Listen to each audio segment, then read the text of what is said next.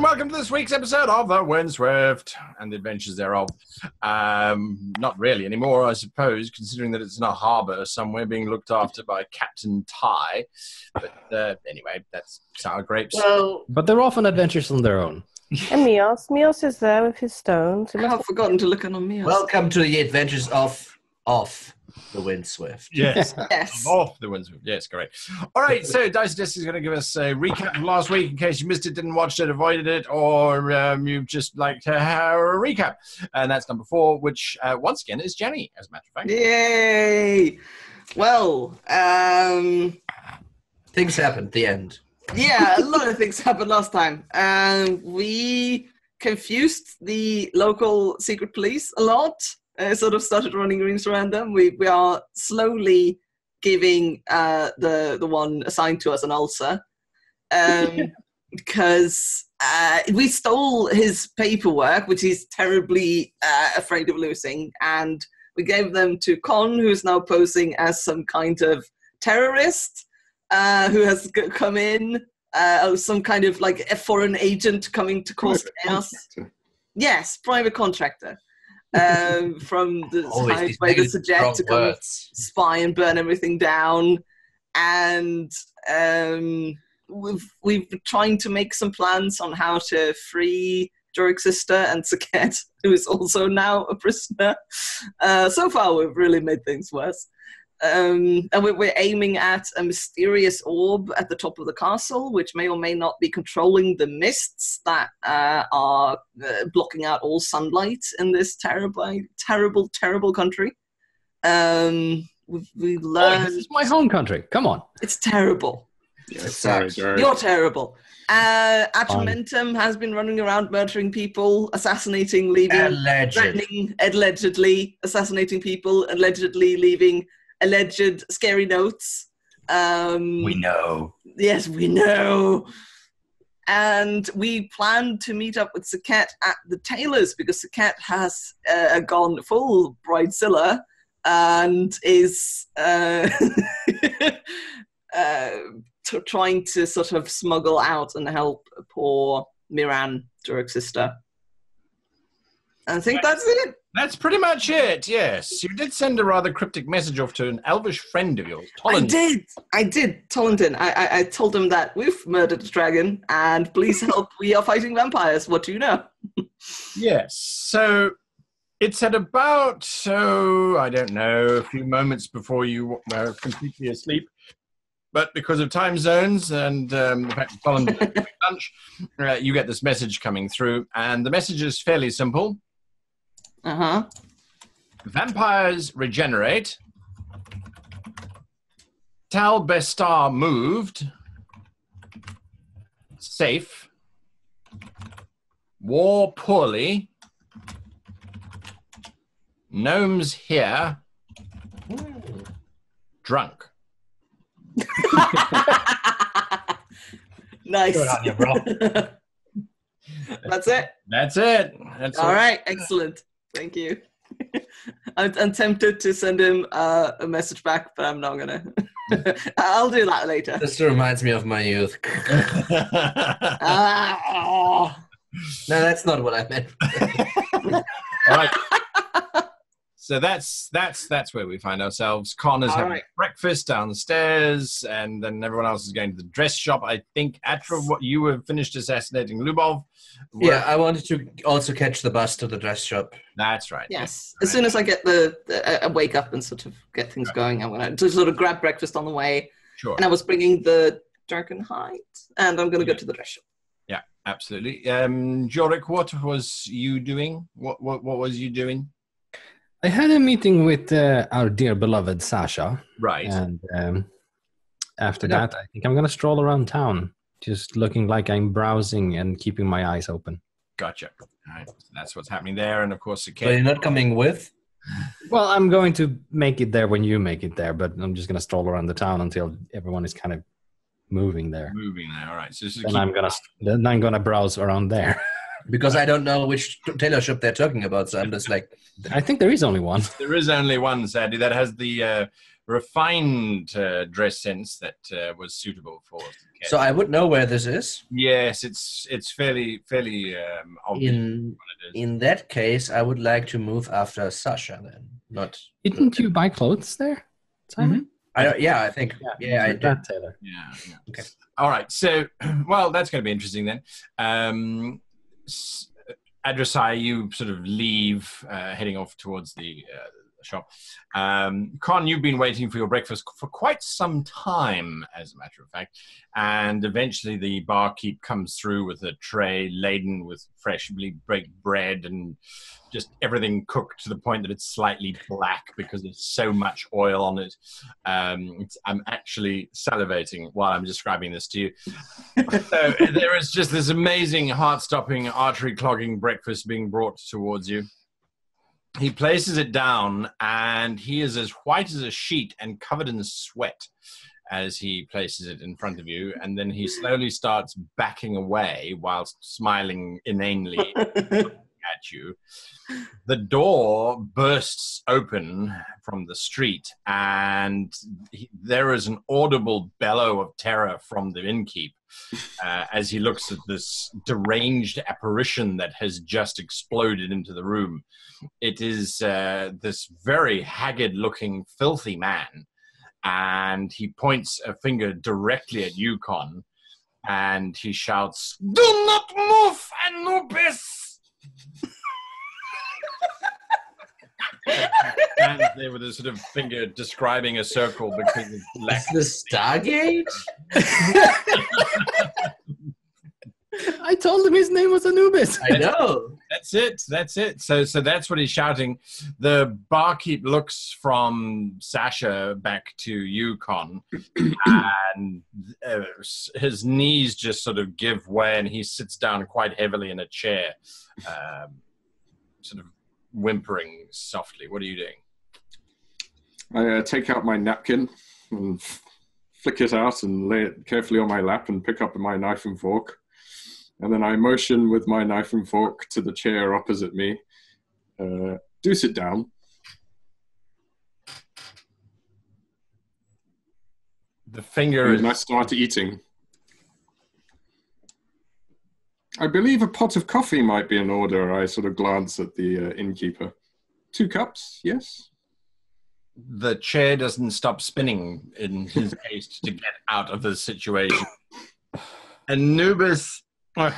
Sasha walks towards the table. You can see that he's not entirely sure what he should be doing right now because you're holding all the cards. This is way above his pay grade. This has never happened before. And so he sits down. Atra, you have seen this from outside. And as Sasha has gone in, he's kind of closed the door gingerly behind him. So is this idiot alone? Yes. Completely alone. Are you surprised that he's a dummy at this You point? murdered his companion, allegedly. Well, he It's doesn't not know his that complaint. yet either. And I highly doubt that he knew that he was there. Correct. Not. Correct. Maybe he was there to shoot Sasha. Yeah, he was. Possible. I'm pretty sure he was. All right. So I see what the old lady is doing. She's watching him go in. She sees him sitting down next to Con, and then she legs it. Forget that. She throws the bundle of sticks at a passing woman and just runs back in the direction of the Kajaba headquarters. Yeah, that's the way I want to go. All right, so you're following her. All right. He sits down in front of you, Con, and you can see he's obviously repeating something in his head to try and maintain his composure. Fear is the mind killer. Okay, no one recognized that one. Never mind. Oh, no. That's what he's I repeating. recognize it. That's what he's repeating in his head. It's just going round and round and round. There's nothing but the sound of my cutlery chinking on the plate whilst he does this. Like, I enjoy my it's breakfast. awkwardly, like this, the knife awkwardly still cutting while the meat is already parted. You are Anubis? I don't think so. What? Odd name that, isn't it? Do I look Sejetti? It's not a trick question. No, but he said that you were a free agent. He said? Who is he? I'm the one who's asking questions here. I am part of Kajaba. You are agent in A policeman. Excellent. A man of the law. I am not a policeman. I am defender of the people. You're in a lot of trouble, aren't you? Why, what do you know? Everything. Ask your friend. Ask your colleague. He knows. I imagine your masters would be most unimpressed with your performance thus far.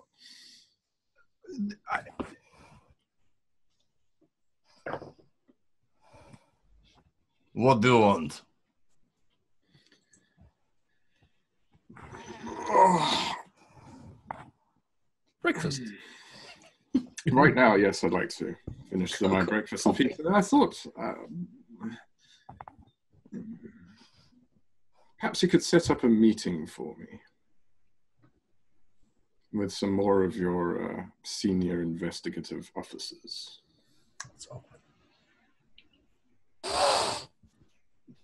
You want to meet with more Kajaba?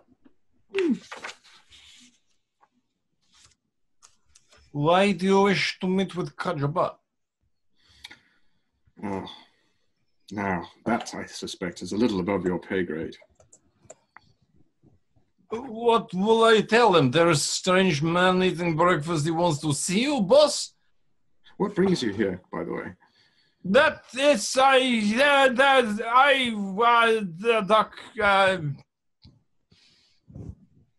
am asking the questions here. Sorry, of course. My breakfast getting cold. Ask away. You have recently come into possession of Kajaba documents, yes? Maybe. What's it worth to you? His life? It's gonna be. I can arrange meeting with Kajaba ahead if you provide me with those documents as proof that you wish to work with the Kajaba and you do not mention this to the boss. Sounds good. See, I'll let you in on a little. I lean forward very conspiratorially. Oh, he leans forward as well. Him in the face. Never mind. Is his name, like, guy, is his name in reality? Yeah. If you play your cards Don't right, go there. you could be running the whole show by the end of all this. Yeah, that is not likely to happen. I'm not very good at this. I happen to know the whereabouts of a Sejetti strike team that has already infiltrated your borders. A sophisticated explosives technology. They plan to severely undermine your defenses. Give me a deception check if you can. Oh, please roll well. This poor man is going to die of a heart attack. Tobias, because that's so funny because of my plans. Yes. Yeah. But I have more plans that you like. If guy comes back to me, plans. it's like Secrets within secrets. 16. You can see his eye start to twitch, and there's a glint in there of a man who looks as if he suddenly realized he may just be able to come out of this looking like a hero rather than looking like someone who forgot where he put his satchel. So that's the vibe that you're kind of getting from him. Atra, you're following the stick lady. yes. And she is moving at quite significant speed. Yes, that's fine. Yeah, she eventually arrives at the Kajaba headquarters. Yes. Do you let her go in? Absolutely. Sure. She disappears in. Are you following her? No. No. All right. Outside of the building, are there any guards and whatnot, or is this more or less? People avoid this place like the plague. They do. Oh, perfect. Yeah. So yeah, you can see So- people inside, but nothing out here. You were a schoolboy once, right? Who, me? Yes. Well, you even were a professor, so you ought to know. What I will do is I will open the front door a wee bit, and I will position one Sejet fire on top of it, which will then drop once the door is opened up. Oh my god. Interesting. Oh wow. Okay. All right. Not too difficult to do. You put this in place. Yes, and then I go a step away from the door. Away from the door. So yeah, the Sejet fire will become visible once you stop touching it, but that's okay. Yes. No one knows. No one pays any. That's why I asked if there are people around. Yes, this is the most desolate part of town because no one wants to be anywhere near the Kajaba offices. So then you just wait. I assume she tells, and people will come out, and then. Oh yes, people will definitely come out.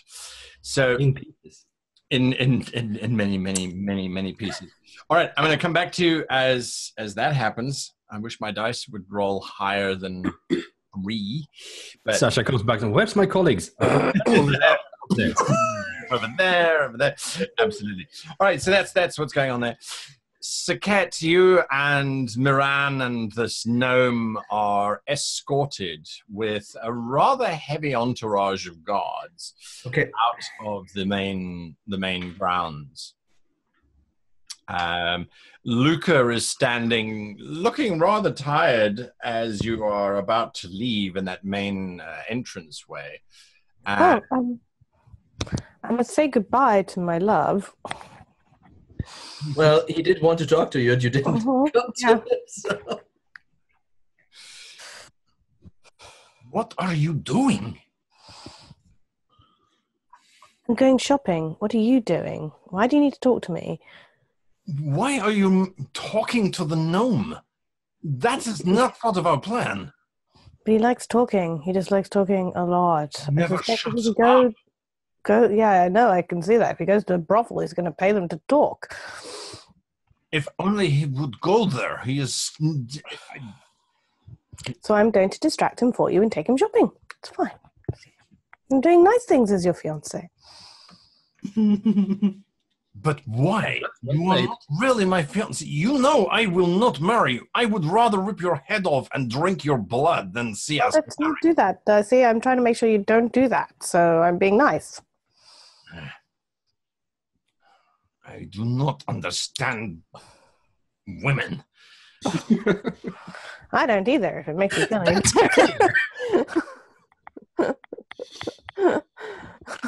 There is But no... Yes? There is no need to further antagonize father. He is becoming very upset over the whole thing.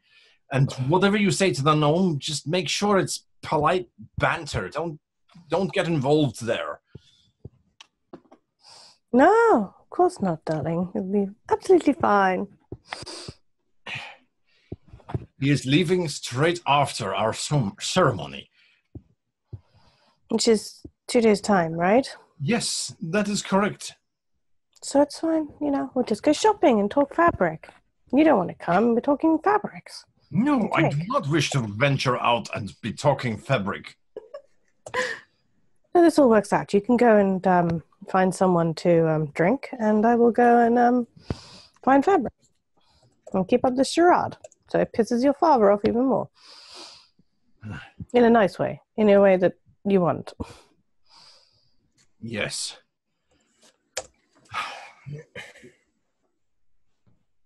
I suppose you need money.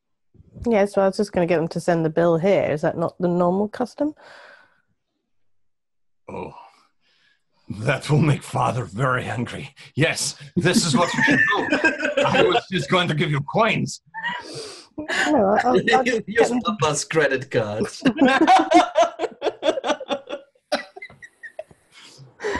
I'll get them to send the bill here for your father, yes? Attention. Absolutely. And would you like me to spend a lot of money on the best materials, by any chance? He sort of glances down. Between you and me, father has spent a fortune recently. I do not think he will actually be able to repay some of these debts. I would... Just enough to irritate. No more than a few thousand coins. Okay, that's not a problem at all. He really does know women. I will be in my crypt regenerating if you need me, but I think you will be all right. Where is his crypt? And if I do need to find you, where's the crypt?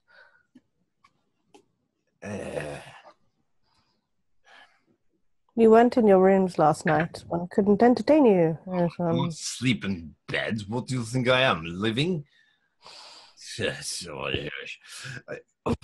And another 3. If you head down those stairs there, he says, pointing to the large stairs that descend down into the bowels of the castle.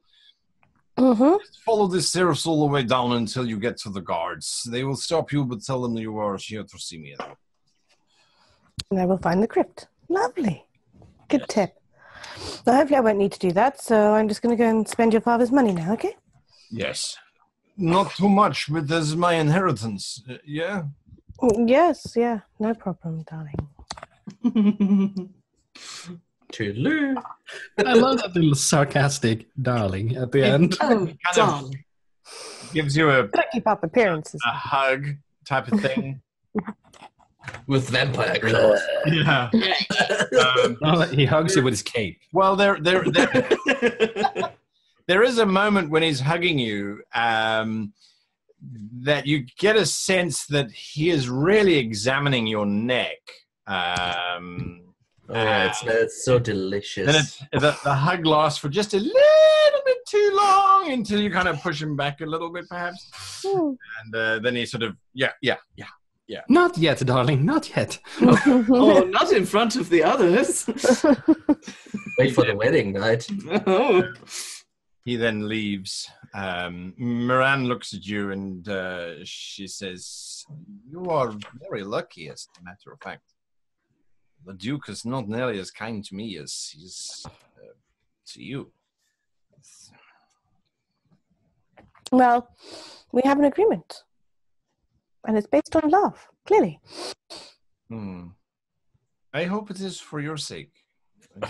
For your sake, she says, as you are loaded up into this horse-drawn carriage and taken down the main streets towards the dressmaker's shop.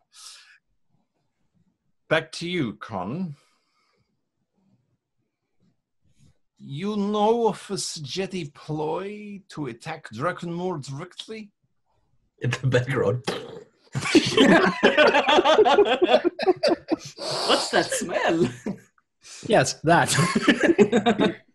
Yes, I'm sure you're aware of the current climate. The Sejet are eager to ensure they maintain the upper hand.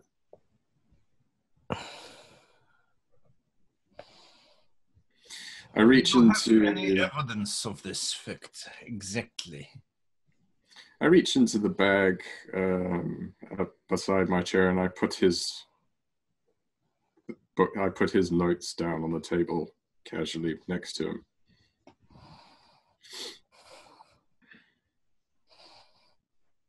I expect to be paid very well. Very well. The Kajaba has very good rates. Yes, we will. I will I will requisition for you whatever I can. Do you have any evidence of the Sejet involvement? These documents. He badly looks through them as if he doesn't know what's in them. These documents, they're not bad, but they don't say very much. They're not that. They're not. He really starts to pull them away. That useful. You have more? Something Sejet-y? My superiors will Of not. course not. What do you take me for, an amateur? Why would I be carrying around Sejeti knickknacks? But you know where to get or where the Sejeti are? What might... Like I said, I wanted you to arrange a meeting. This meeting might coincidentally happen to stumble upon a certain hidden hideaway of certain individuals. I don't know about your hideaway. No, not that hideaway. The other hideaway. What happens after then will, no doubt shower you in glory, and you will in turn shower me in gold. You are staying here at this inn? Yes. The innkeeper, great! The lightning split tree 2 miles down the road. When? Midnight, of course. Best time in November, festive city. I Don't will... let me detain you. I imagine you have a lot to do. Atra, you watch as the stick woman comes rushing through the door, followed by 3 other individuals. Yeah, they're having a bad day, don't they? Oh, they're about to have a very bad day. Bon voyage! Yeah, so she fails her dexterity saving throw, and the individual behind her fails his dexterity saving throw, and this Sejeti fire just crashes down and erupts all around them. There's shrieking and screaming as the flames just consume everything in this infernal heat of the desert, I suppose you could say. There's absolute chaos and pandemonium. I'll then leave for the tailor shop. You sort of casually stroll away. My work here is done. My work here is done. Absolutely. So this is starting to go. There is it probably takes about a minute or so whilst you're walking away before an alarm bell goes. That alarm bell goes as you are saying by the lightning struck tree, Con. And Sasha immediately looks around. He looks back at you as there's this tang, tang, tang, tang, tang, tang. That is city fire alarm. Yeah. Dear, I hope nobody's committed any sabotage. That would be dreadful, wouldn't it? You wanted evidence? Well, I believe you may just have got some. The lightning forked tree. Bring a large force of men, otherwise you will not overcome them. One last question.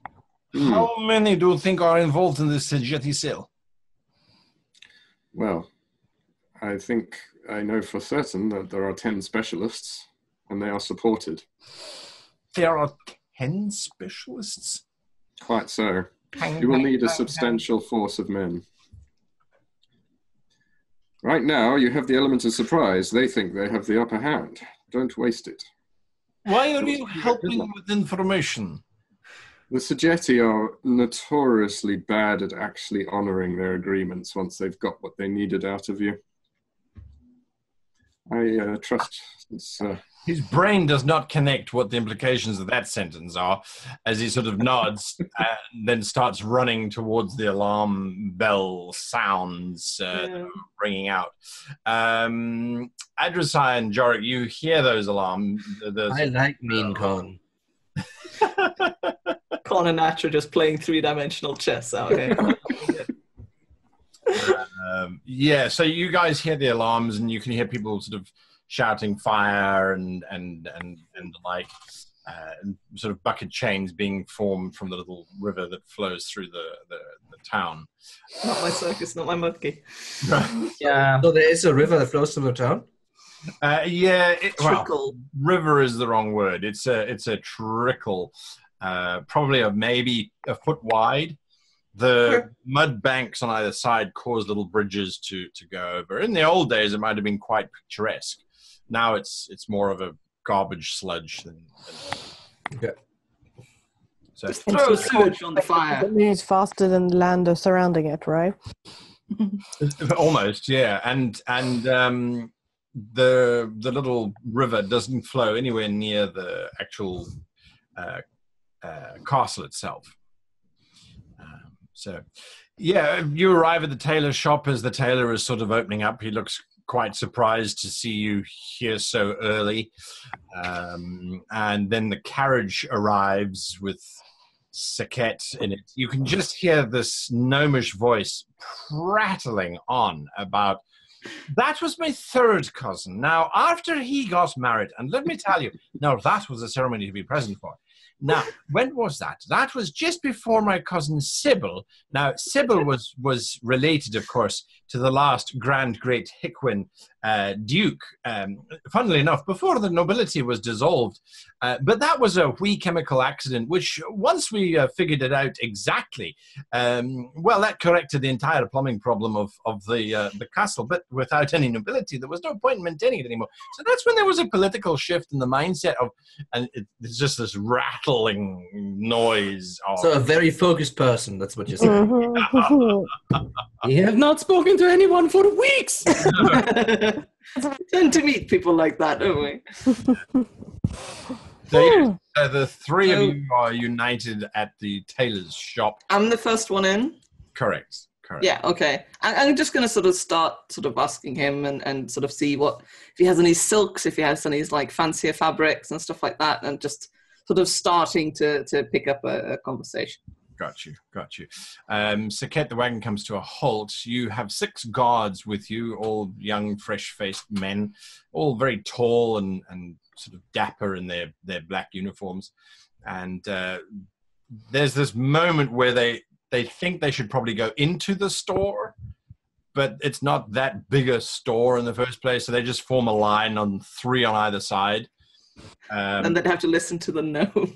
Yeah, as well. Their captain, he's obviously gunning for promotion because he then orders 2 to go around to the back as a precaution of some kind.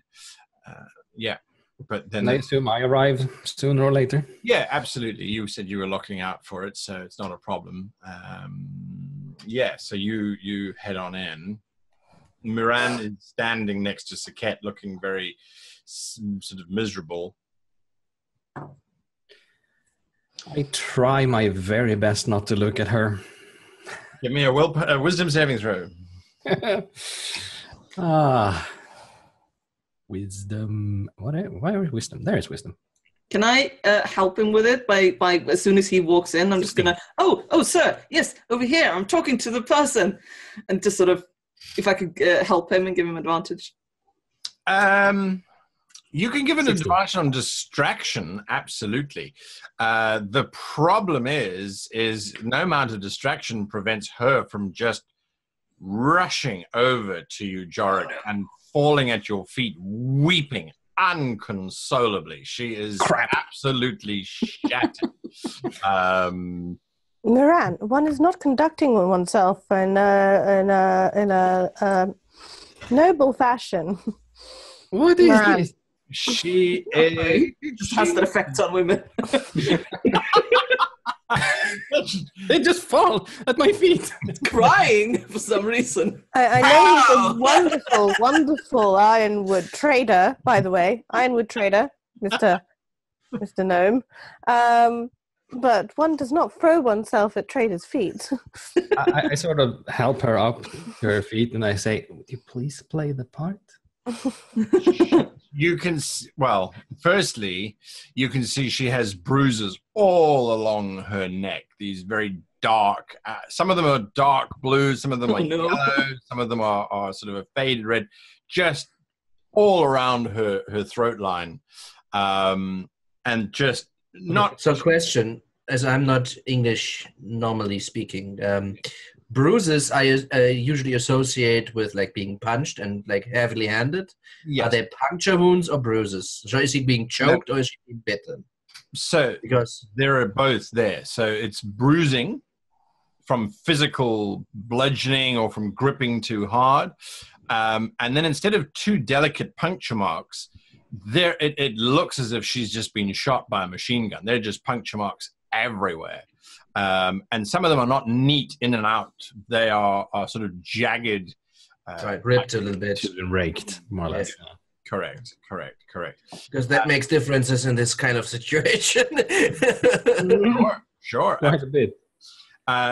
She just cannot hold herself up. She is so emotionally overcome by just seeing you after all these years, by the whole situation, and just everything is too much for her. I sort of help her up to her feet, and I look at Sekhet, just do something. Miran, dear, like, by her arm. We're going shopping. I'm sure the lovely gnome would love to chat to this lovely trader about ironwood. You're the mind wizard. Mind wizard her. Yeah.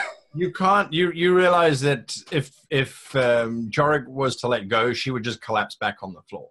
She is at the point where she just needs to unpack every piece of emotion that she's had, sort of bottled up for the last couple of years. There's a lot more going on under the surface than perhaps she had originally let on as well. The gnome is sort of desperately examining some fabrics. And I don't need to see this. Yeah. It's awkward. Not entirely sure what's going on. This is a bit experimenting, guys. I'm going to leave it up to you, but I'm going to just touch her shoulder and share a feeling of calm through the telepathic bond that I can make, and just say, relax, sister. I'm going to get you out of this. Just give me some more time. Sure. Give me a wisdom saving throw with disadvantage. Oof, disadvantage. Come on, Jorek, you can do it. Can he though? He can. Can he though? 6. 6. As you try and send calm in your link, what gets flooded back to you is everything that has happened to her since you left. And it is horrific what the Duke has done. It's random flashes that are sent back, but the reason for the marriage core, the original individual that supposedly she married, once you left, core seemed to become very distant and cold, and then she was confused, and then the Duke chose her as the original Duke chose her as a choice, and then the other Duke came in, and since then every night has been a night of absolute terror, where he has drained her to the point that she is near death. And then he'll leave her for 3 weeks. And then he comes back and he drains her. And then he'll leave her for 3 weeks. Just this constant uncertainty of death and life being thrown around. And then suddenly this marriage that has to happen. It's just this, it is overwhelming in itself back unto you. Oh my God. Yeah. Jorek's feeling this and realizing he's lost control of the bond. He's just going to more or less almost push her towards Sekhet and walk into the store and find Adru'sai. Sure. Yeah, I think Because we're already in the. if he stays here, he's going to break down too. Yeah, you are already in the store. So, okay, we're inside the store. All right. Yes, correct. Who else is there then right now? Leave her to Sekhet and walk over to Adru'sai then. Yeah. The last image Taking deep breaths from her is that she blames herself. The whole thing. She blames herself for the whole thing. She was not pretty enough for Core. She did not help the family. She did not live up to your expectations or Core's expectations. So she does understand, at least. Wow. All right, so you're pushing her away. To Sekhet, you have to grab her because she crumples. She just goes quiet when Jorek pushes her away from him.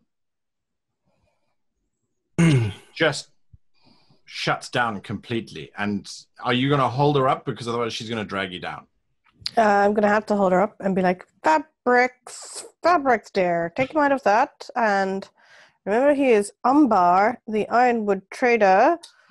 You're just sort of repeating this. He's Ambar. He's Ambar. He's Ambar. I want to turn to the proprietor of the store and went, excuse me, this lady is obviously having some kind of fainting spell. Do you have any kind of back room where she could recuperate for a moment? Where she could sit down? Such a good idea. You're asking that as you see Jorek coming over to you, looking visibly shattered as well. The proprietor looks. Yeah. He sort of opens up the countertop to allow you to move through, and there is a small room. It's just behind a curtain, really. But it's big enough for you to sit behind a little table. He's got a little hearth going with a. I mean, he needs to have a room where he can take measurements, right? Oh well, no, that's a separate little side room, but it's smaller than this little back office room. But yes, correct. Oh, good. We can make some tea, and perhaps if you have anything stiffer to put in the tea, that would be a good idea. Yes. Yes. I'll make tea. I'm good at making tea. He sort of nods and rushes to the front door. You can hear there's a very hushed, earnest conversation happening out there. Atra, you arrive by this stage to see the 4 guards in the front and this very nervous-looking shopkeeper pointing inside, and then sort of rushing across the street to try and get tea. As he is sort of lived away, I want to turn and just sort of grab Jorek by the shoulders and just try to help him focus and help him get over. And just say, we're in the now, we're here and now. It's going to go well. Just breathe and make it happen. All right. I raise my voice slightly. Have you managed to find any other wares, since we have not been able to find any ironwood?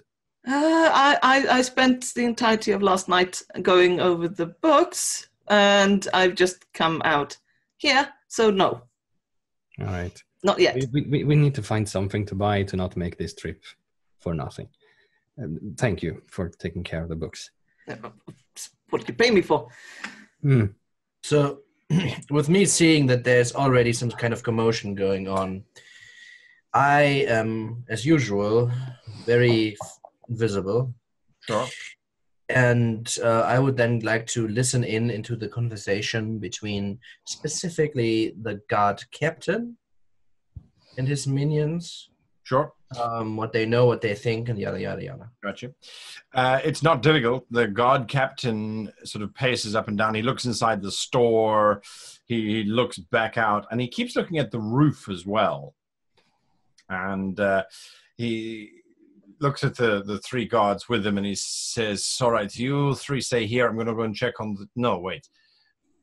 Vasily, you go to the back. You check on the 2 at the back. No one leaves anymore aside from the shop owner, yes? There can be no mistaking this. This is important. So he seems a little bit on edge, to say the least. Oh, yeah. I would like to take inventory on what they have with them. So Sure. Do they have pouches? And specifically what I'm looking for is keys. So the captain of the guard, he certainly does seem to have a bunch of keys on a key ring, several little pouches and things. The other guards do as well. They're all in heavy plate mail with... But he has more keys, or at least more important looking keys. Well, he has keys. The rest don't have keys. Okay, so then my goal, and tell me if this is possible or if it comes up at least, is if he's alone or if he's moving into other people in a group of people or whatnot, I would like to take the keys, because that's apparently what I'm doing now, right? Like, I'm not trying to take the keys when other people are there necessarily. He's just standing there talking, but like if there's a commotion, if he's running into somebody, if there's just like any possibility to get them when he's distracted. Or when he's alone, you can tell me as well, because... Then his wife's about to become a widow. All right, so yes, sure. That's you're waiting for that window of opportunity. Con, what are you doing? The agent has left in a blind panic. The barkeep is just sitting sullenly at the end of the bar, staring blankly at his miserable future. I finished my breakfast. It's good, this. Not bad at all. Good outfit. I leave a small stack of gold on the table next to my plate. And I go upstairs, close the door behind me, walk across the room, open the window, step back into the room, turn into a raven and fly out the window. Caca. Wings of fury. Making my way towards the tailors.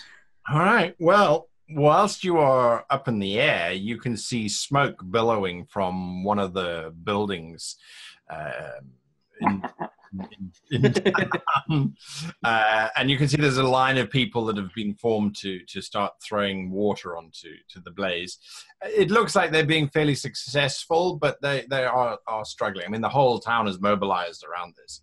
As you're getting closer to the tailor shop, which is closer towards the castle itself, there you can see the guards standing outside. There's obviously the large carriage, but other than that, just the building. It seems relatively untouched, as it were. I do a little circle of the building, take you in where all the guards are positioned and so on, and then I come and land on the windowsill and start tapping on the glass. Tap, tap, tap, tap. Tap, tap, tap, tap. Oh, it's very warm in here. I'm going to go open the window, I think. Oh, hello, old friend. Oh, look, it's my pet raven that has been somewhere. Hello, pet raven. All right, so the gnome, he has been examining the fabric, and he has overheard, obviously, what the two of you were saying before, and he's still not entirely sure what to do. This is not his usual area of play.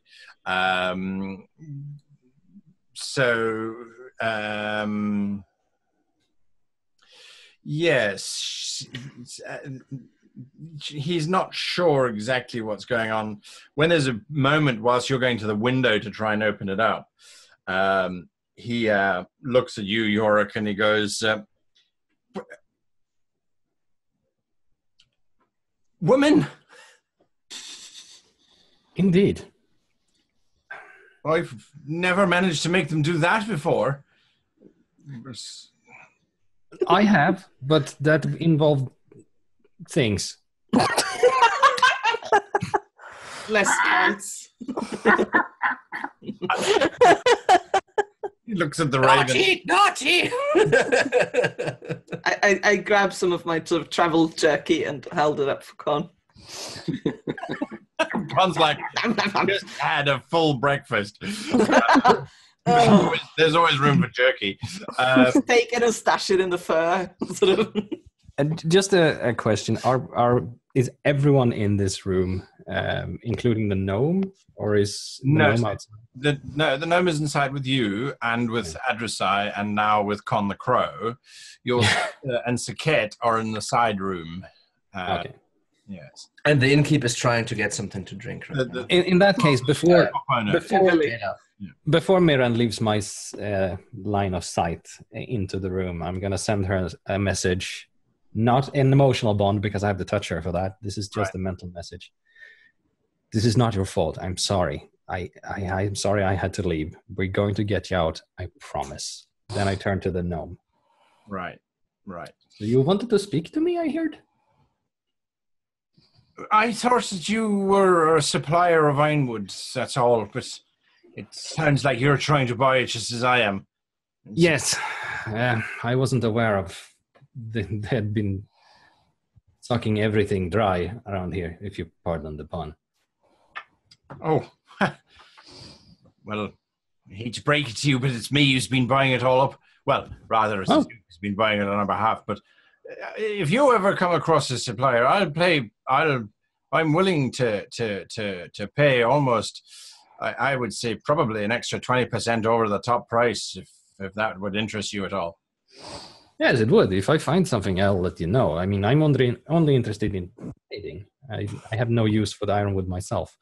Right now, I'm just trying to find something to pick up here in order to not make this trip completely a waste of time. Well, after the performance of the Duke's betrothed, I think you'd probably want to find a different town to operate in. Possible, yes. Do you know her? Do you have any idea why she did this? Who is she? Look, if you she say is the the bride Duke's to be of a betrothed? vampire duke, I think fainting occasionally might be the least of her issues. I mean, with the blood loss and everything, you get quite lightheaded and confused. Quite. Did you say she was the Duke's betrothed? Oh, yeah, they're getting married tomorrow in a ceremony. Oh shit, we need to leave now. What? Well, This is your first trip to Drakenmoore, but you do not mess with the vampires. You do not mess with the vampires. What? Mm. He speaks the truth there. Absolutely. Do you have any idea why she did this? Search me. I've got nothing to do with it. You came with her. We're here shopping for fabric. Well, they are anyway. I just came for the conversation. Can I ask your name, sir? I don't think we were introduced. Oh, my name is Lada Gandani. I'm from the Gandani family. Oh, I see. And you're here to buy ironwood off the dukes, or is it just this duke? There's something like that. Right. Like you said, if you find any more stores, I'll take it all from you. I've barely filled half my quota.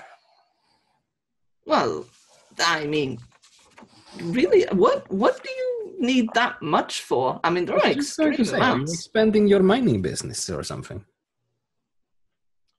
Well, let's just say I've got interests up north that require a substantial amount of ironwood. It's fantastic construction material, and, well, let's just say it's got certain properties that we need for our projects. What drove you down here? Usually you trade all the ironwood in the harbor cities. Why did you come down here? Between you and me, well, let's just say that there's a certain benefactor who's made sure the ironwood is supplied to the construction project. I'll tell the ladies I'll be in the carriage. All right. All right, nice meeting you. I know. He wanders out as he gets to the carriage. The guard captain sort of steps forward, sees that it's this gnome who sort of comes out and asks to climb into the carriage. There may be a chance to grab the keys now. It's not a huge distraction, but he is. Well, wait. Gnome. You're gonna go for it? Wait. All right. Wait. Sure. Probably a good course of action. I lower my voice slightly, and Adru'sai, I don't know if I should go in there. In the castle? No. Oh, the back room. Right. No, probably best to keep things. Probably best to keep things more discreet right now. Yes, but we're not getting out of here now, just so you know. Yes, well, we don't have anything to do with this. We're just here to buy fabric. I mean, I'm here to buy fabric, and you're here because I told you I was going to come here and buy fabric, and you needed to talk to me about the books. Yeah. And now the proprietor is gone, so all we can do is wait here. Okay. I did find a really nice silk, actually. Let me show you. Sekhet, I just sort of trying to It's a welcome distraction, actually. I'm Yeah. gonna go with it. Sekhet, what are you doing with this woman? She is obviously distraught and... I'm looking for some whiskey. Get her drunk. Drunk, shots. All right. Give me a perception check as you sort of look around this rather dull silk merchant's property. Ooh, it's going to be a good one. Ooh, 21. You're not convinced exactly what it is, but when you pull the cork out of the bottle and it was hidden behind a bolt of fabric, it's definitely alcoholic. Oh. Okay, give her a shot of that. She takes it and coughs violently and then sort of looks up at you with big swollen eyes, and she says, I've ruined everything, haven't I? No, you're fine. Just calm down. Absorb the alcohol. Okay? And we will pretend to buy fabrics now. Well, I won't pretend. I've got a job to do while I'm here, and I'm going to enjoy it. You're welcome to join me in that. I would aim for green, a dark green with your complexion at the moment, and we'll also apply a lot of green makeup to the bruises tomorrow because that will also help. Yes. And what will go with green? I think a dark burgundy. Right, so I'm going to go burgundy. Out there, and you're talking about fabric. I'm trying to distract you. It's obviously not working. Your brother is here for an obvious reason. I told you yesterday he was here to know. Being told and seeing him are two different things. Yes, I've noticed. Do we need another shot of whiskey? I always find it hard to miss. She grabs the bottle and takes another swig of it. Good call. Shakes her head. Right. You need to work with me to get out of the situation that you're in. Okay? And stop blaming yourself and get yourself out of the... We're going to get you out somehow. I suspect it's going to involve a lot of fire. But we shall have a go, because otherwise we'll never know, right? If we had a way to make her look like me, I could disguise myself as her and we could switch places and then at least... And then you two could leave. Sorry, what? I'm not there. That only replaces one problem with another. Then we would have to get you out. Well, me and Sekhet, we can probably get out. That's fine. I mean, I can fly. She can blow things up. We'll be fine. The thing is that you have an excellent excuse to leave town right now.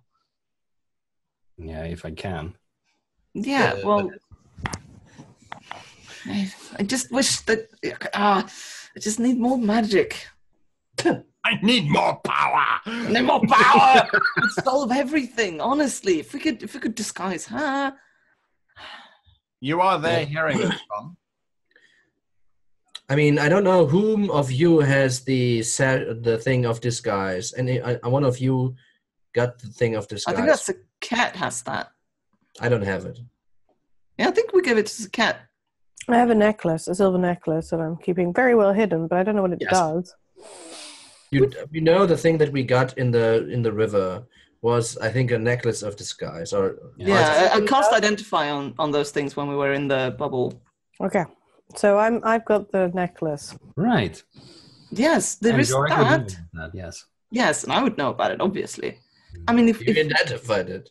Mm-hmm. Yeah, if we give that to her, I could take her place. I mean, it'd be risky, obviously, and it all kind of depends on if we want to do this now, but... It also involves me leaving you here. I don't like that. Atra, you see there is a contingent of men on black horses thundering their way towards the carriage. They're probably about maybe a minute away as they're winding their way through the city. They're sort of pushing through the bucket line. I'm still waiting for an opportune moment where the guard captain doesn't know where up is down. Gotcha. Well, we're going to need a way out of here. We are not going to walk out of here, so our cover is sort of blown anyway. Do you really think that they're just going to kill us? They're definitely going to question us. Yeah. We need a way out of here now. Well, we can get out Somehow. but I mean, we're just vanishing leaves us extremely few options of actually moving around town later. We might just have to go along with this for now, and then if things, get worse, then we could deal with it then. Go with them and get questioned? I need to drag Miran out of the room we can talk loudly. That could theoretically get us into the castle, at least. It's true. We're ways out of cages. Your interrogation would happen within the Kajaba headquarters. Which has been burnt down. Well, you don't know this. No, I don't know this. Yeah. That's true. Sekhet, you emerge with Miran, and there are only there's only 4 of you in the store at the moment, and then the crow. Where's the proprietor? Is he He outside? ran off to find to get me tea. All right. Tea. I mean, why would you think there's just horses coming now? Well, he's getting tea. I don't see anyone else looking in through a window or trying to listen in on this. Well, the guards standing outside, but they are more focused on what's coming up the road than what's happening in the store. Yeah, but sort of if I have a look around, I don't see anyone that is. Not particularly. First, Adru'sai, do you have any ideas? Well, no, Miran and I are going to go shopping for the big day in a couple of tomorrow, because she's going to get married to the Duke. Yes, and I kind of have a feeling that his son Luca is not very happy about this, but they're all asleep in the crypt, which is down the stairs that has guards at the. I kind of described where where Luca showed me earlier, and I will have to go back to my love Luca quite soon and let him know that. I don't know what I'm going to let him know really. But maybe you need to comfort him about all the family friction. Yes, the family friction that's going on. And it's lovely to see my old master again. Oh, yes, very nice to see you too. Uh-huh. Mm-hmm. I also must buy a large amount of fabric that I must then bill to the lord up at the castle, the Duke. So, yes, and Miran and I are going to be married tomorrow in the big hall. Do you know when the wedding is? I believe it's around 9 p.m. once the sun has set, supposedly. Oh, that's nice. An evening wedding. There is a large party beforehand, which the guests will all attend, and we will be there too, which will be during the daylight hours. And that would be in one of the grand halls that we were possibly in on the bottom floor of the castle. Absolutely correct. And I'm these two people are yelling at each other next to Miran. The most discreet people in the group. I'm gonna say, whatever you do, do not tell anyone that you know me. All right? Well, there are very nice things in that hall that I saw. Yes, and could you help me find some lovely burgundy silk? Tapestries, yes. I saw some burgundy silk over here near and the door. Green. As these two are just shouting at one another, when you say that to Miran, she just pulls a bottle up to her lips and she just down. What have I done? Her crutch for coping with this whole situation. She doesn't know what to do. Those riders come thundering for drinking. past the carriage. One of them stops, etc., and shouts to the captain, "The city is under attack. What are you doing here?" The captain reports, "We are accompanying the brides of our master." The mounted one says, "Return to the castle immediately. We have to inform our lord of this attack." During that whole interplay, he then is moving around. He's shouting to his companions, "Tell the brides we are leaving." And then he strides down the alleyway to go and tell the other 2 guards at the back to come back. Do we hear this? No. No. Not with these 2 shouting about them. Well, I'm giving you some discreet. If they open the door, we have like a huge swath of fabric out, sort of covering the site of the entire room. Just looking at it, this nice fabric. This is detail. I like the detail on this. Yes, Yeah. look at the thread count here. Oh, hello, Mr. Guard. Suitably distracted and convinced that the wailing they heard was perhaps girlish delight at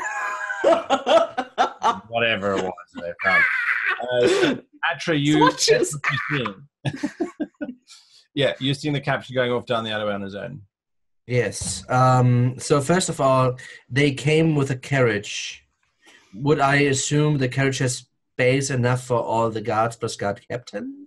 Or would they accompany the carriage on foot? It looks like they accompanied on foot. The guard captain probably sits next to the driver. And there is a footman's ledge at the back, but...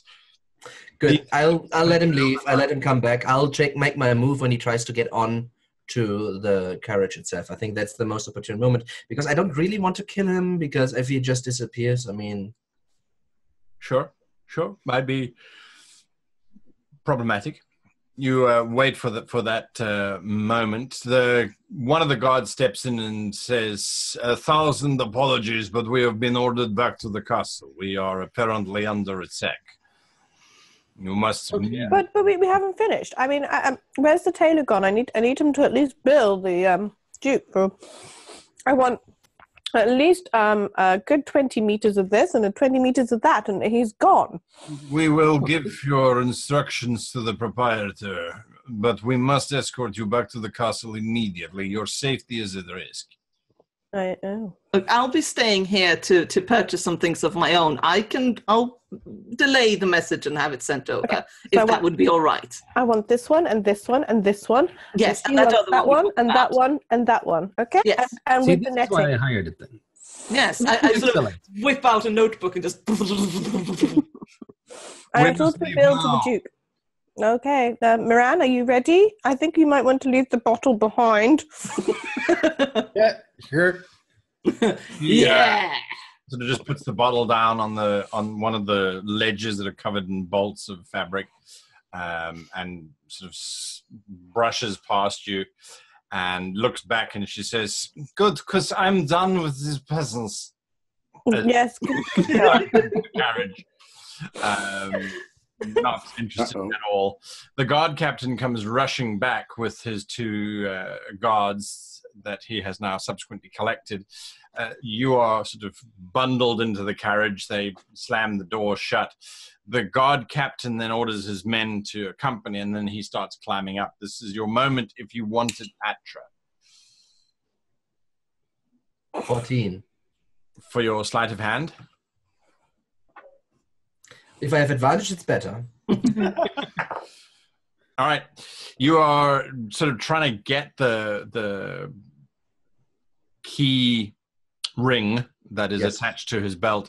You're trying to open that key ring and sort of slide it off at the same time. There's a tug, and he sort of looks down directly at you, but he doesn't see you because it isn't an attack. As soon as you let go, he assumes it was his sword frog that caught on the something, and then he sort of settles in. The driver cracks the whip, and the horses immediately start turning to make it back. The step on the back, is it? Is there another one on it right now? No, the guards are running alongside of it back to the... I'm not walking there, I'm taking it back. Yeah, you just sort of casually jump on the back as the carriage is sailing through. What are the 3 of you doing now that you've been left alone in the store? Completely alone. Into the castle somehow. So we created a diversion. So that was amazing. Did you burn something down? No. convenient. Oh, well, Very convenient. very convenient. Possibly tiefling-related accidents. Very common. It He's seems. very handy, that gentleman, isn't he? Yes. I'm just saying, what would we actually do getting into the castle right now? Well, it's a little bit early. Never mind. That's a good thing. I'm in Drakenmoore. I have to think of the other way around. Yes, we should probably try and get in there somehow, right? I mean, when we do, we probably need to get everything done at once. Yes. Like the orb and getting her out and then leaving the country. Step Do we one. have a plan for that, by the way, to get out of here really quickly? Maybe we should find some horses. Bird McFeathers over there should be able to do that. I don't think he can cast Tree Stride yet. No, but, you know. I mean, I still have that scroll of Typhoon that we picked up on Sanctuary. Can drop that as a distraction. I mean, that should make tracking us tricky They are at the very vampires, though. least. Sorry, what? They are vampires, though, but if it's during the day... If it's during the day, you know, a typhoon isn't necessarily cloudy. It's just windy. Yes. We're still alone in the shop, right? Yeah. Correct. I turn back into a human. It's a lot easier. Sorry. It's okay. He's just sitting on Adru'sai's shoulder. Oh!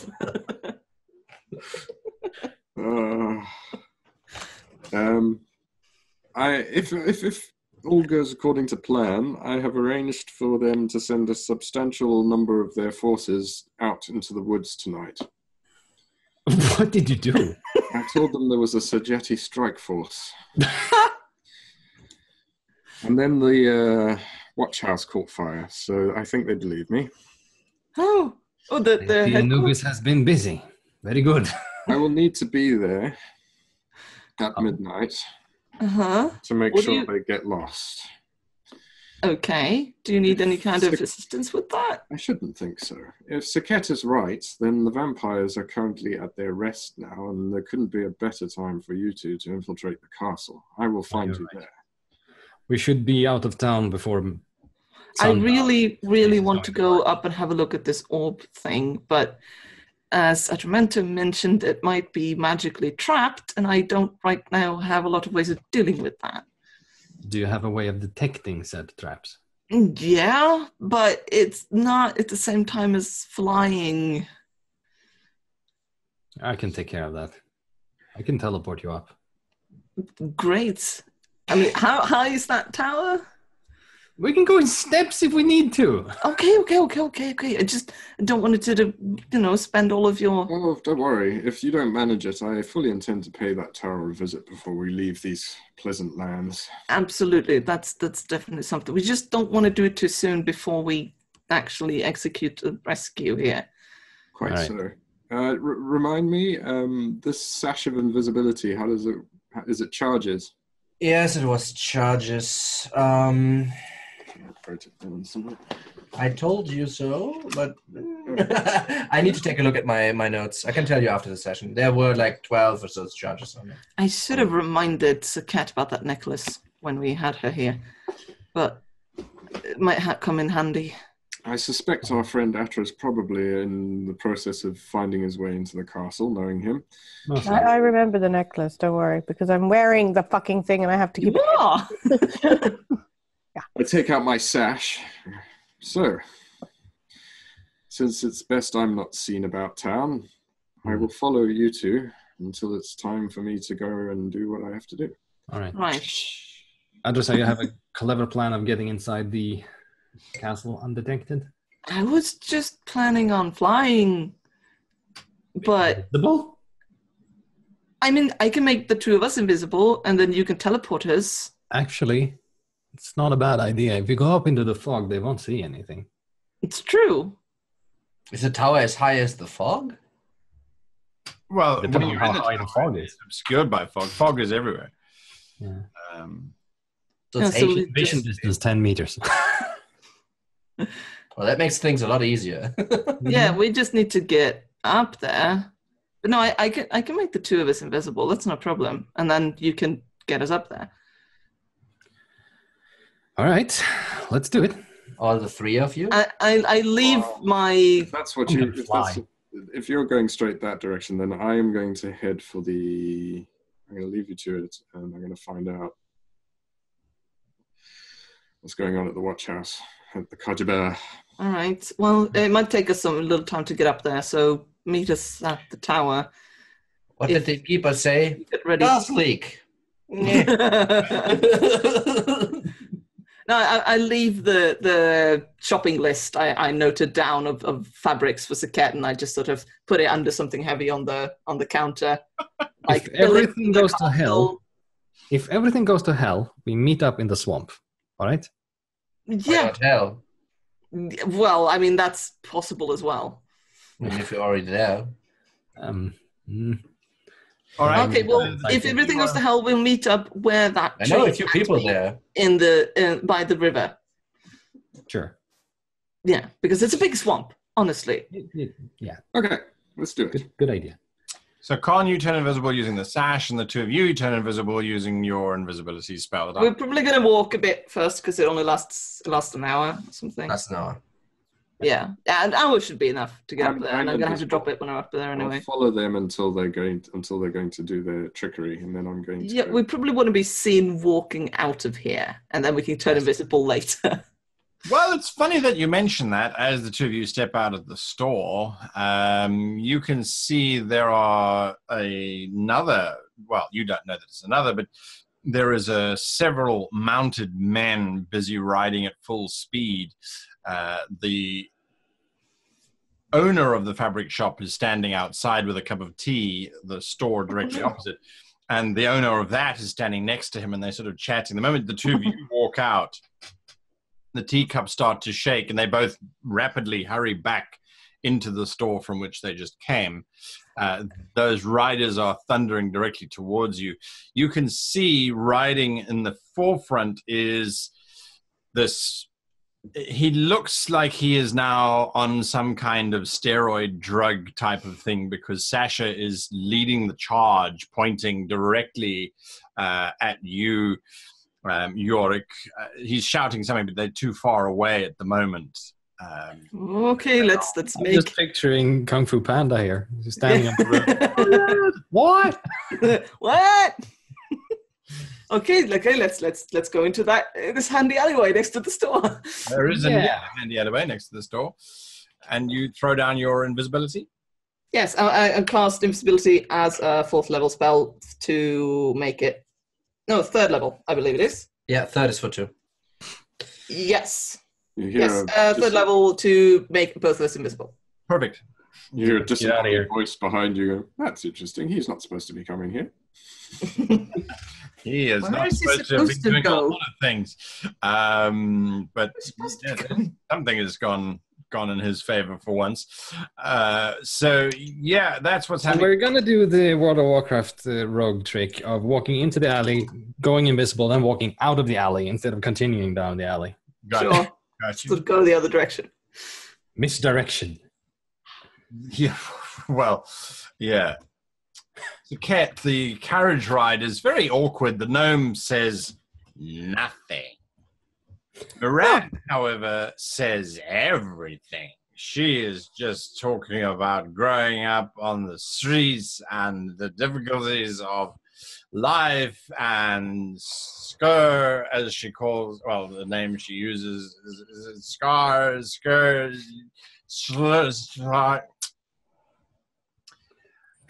she then starts saying, and my brother, he looked out for me, and if it wasn't for him, I would be dead right now. As Yes. she, the gnome is desperately looking out the window, wishing that he was there rather than here, because this is not what he was signed up for at all. Come on, she's talking.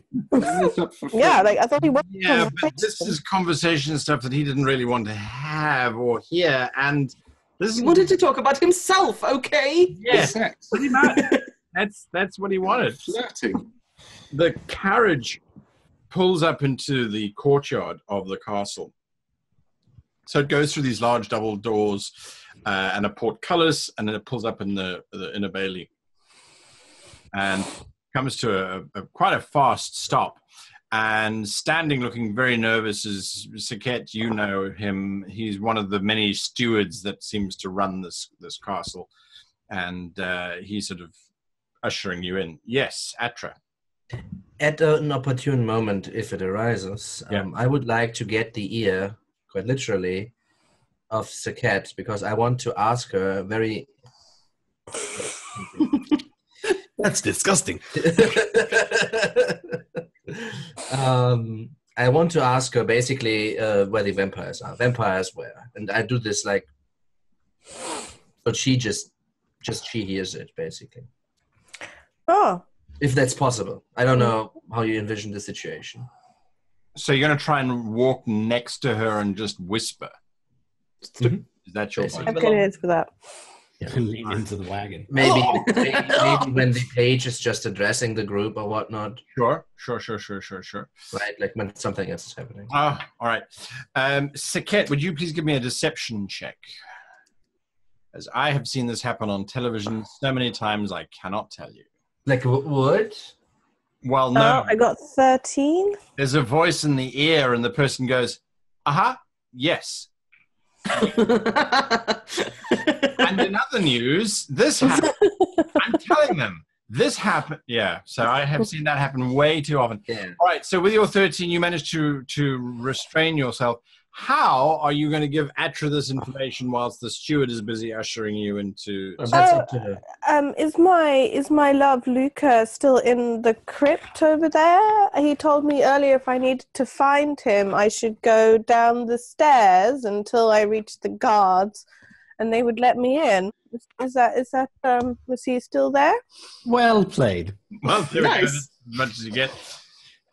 Their lordships are being woken as we speak. This is an unprecedented event, you must understand.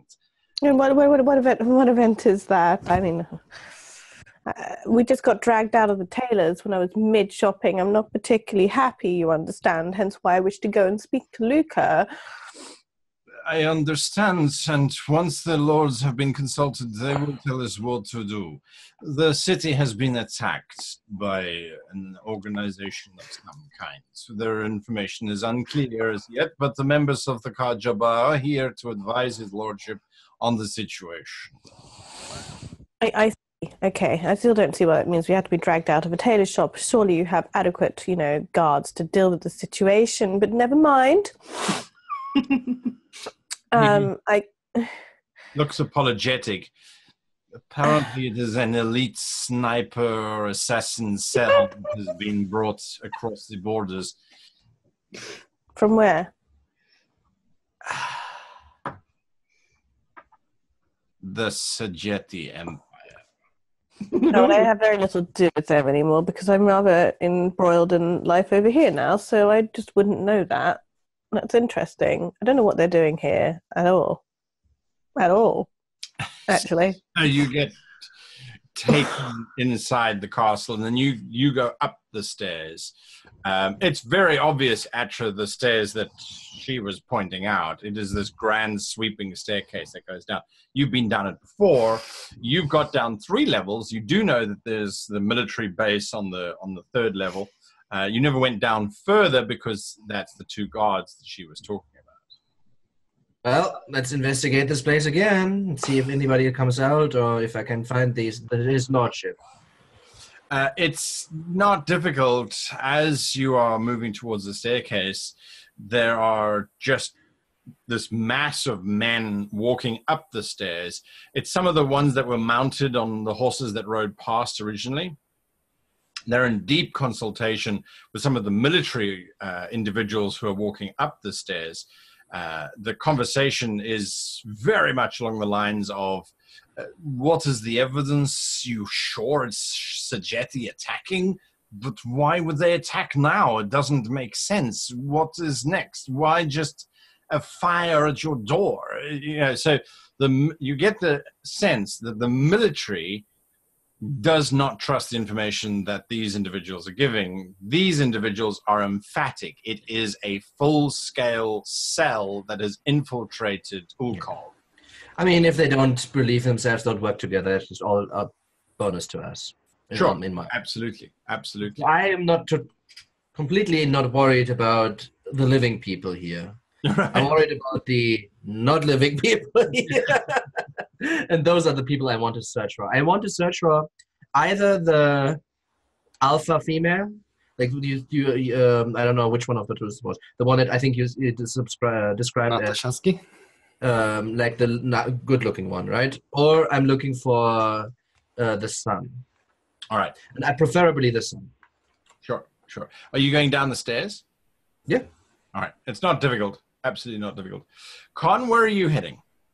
I stick around, actually, and wait. I'm invisible already, so they've not seen me. No. So I sort of step out the door and move a little bit to the side of the doorway to the shop and sort of lean against the wall, and I want to know what's going on. Sasha aboard his horse is leading this sortie of 5 men behind him. They have that determined look on their faces that they've all been given a mission to do, and by God, they will do it.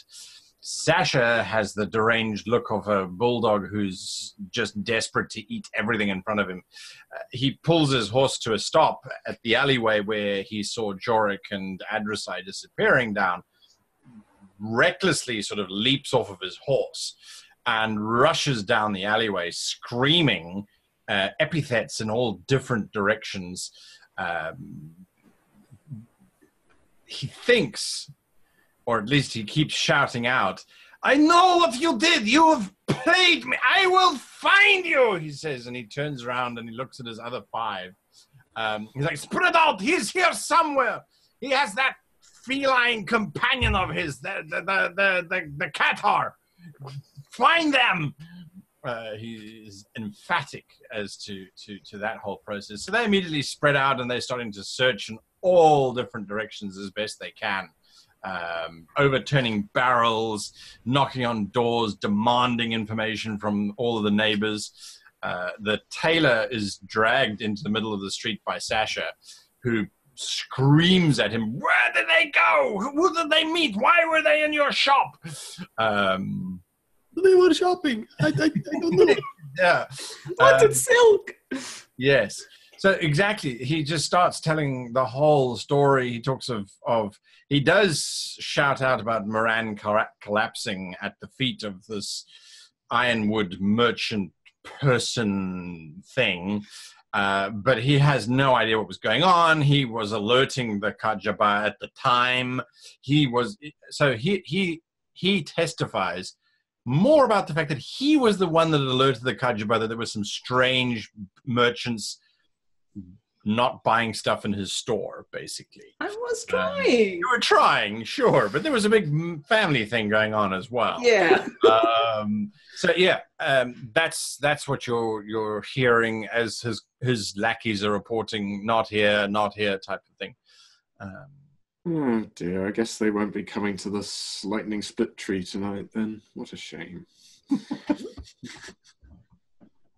Are you going to make the lightning split tree? You're not convinced that Sasha necessarily won't be going there. He is on a witch hunt. He has now put 2 and 12 together and got 4. So he's now decided I'm playing him. Is that what, or was he talking about Jorek? No, sure. You get the impression that he believes that Jorek has played him. Oh. You had the evidence that sort of corroborated your story. Jorek was the one who led him. Did he though? Oh, okay. All right. In that case, I chuckled, pleased, quietly to myself, the nice pleased grin. Right. I wait out until they finish coming up empty, and then what do they do? So after about half an hour, the men report back to Sasha that they cannot find any evidence whatsoever. They did find a bottle of KL that had been left in the fabric shop, half consumed, which Oops. is not concomitant with what one would find in a fabric shop. Immediately the question of the tailor, is this your KL? He immediately goes, no, it is definitely not my alcoholic drink. Why would I have alcoholic drink? It's not mine, no. So that gets confiscated and we'll send it to the apothecary. You can identify the poison that this is. Maybe this was supposed to burn the shop to the ground.